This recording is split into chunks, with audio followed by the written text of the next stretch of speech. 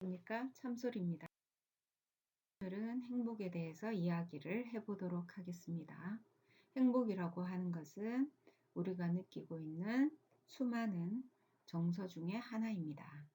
우리가 하루 생활을 하는 동안 또는 한 시간의 생활을 하는 동안, 한나절 생활을 하는 동안 수없이 많은 정서를 경험하고 있습니다. 그 중에 하나가 행복인데요. 우리는 정서를 순환시키고 있으면서도 그것을 하나하나 느끼지는 않습니다. 뭉뚱그려서 흘러간다 라는 것을 느끼는 정도에 해당이 되는 것이죠.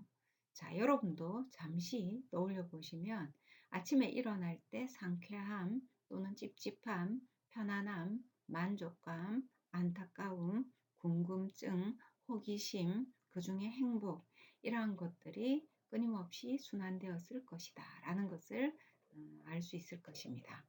그럼에도 불구하고 우리가 그런 정서들 중에서 몇 개만 느끼게 되는 것이지, 기억하거나 하는 것이지 전부 다를 기억하지 않습니다. 그것은 우리의 한계이고 또한 그렇게 해야지만이 삶이 부드럽게 이어지고 있기 때문입니다.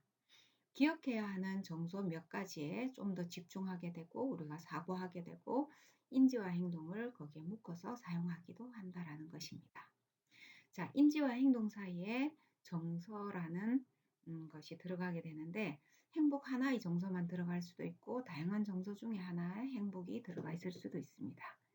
인지하고 행동 뒤에 또는 수많은 정서들이 따라오게 되고 그 중에 하나의 행복이 들어가 있을 수도 있습니다.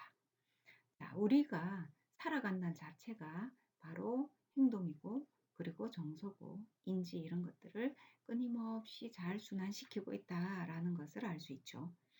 자, 행복에 대해서 정의를 한다면은 쾌락적 행복이다라고 이야기를 하는 경우가 많습니다. 쾌락 또한 주관적인데요. 유쾌한 정도 또는 만족한 정도 또는 안정된 정도, 이러한 것들을 이야기할 수 있습니다. 우리가 추구하는 것도 행복입니다. 자, 그렇다면은 그 많은 감정 중에 우리는 왜 행복을 추구를 하는가라는 것을 살펴보았을 때, 실제로 행복을 생활 속에서 느끼려고 하지 않거나 심지어 느끼지 않기 때문에 추구하게 된다라는 것이죠. 이것은 굉장히 큰 모순에 해당이 됩니다.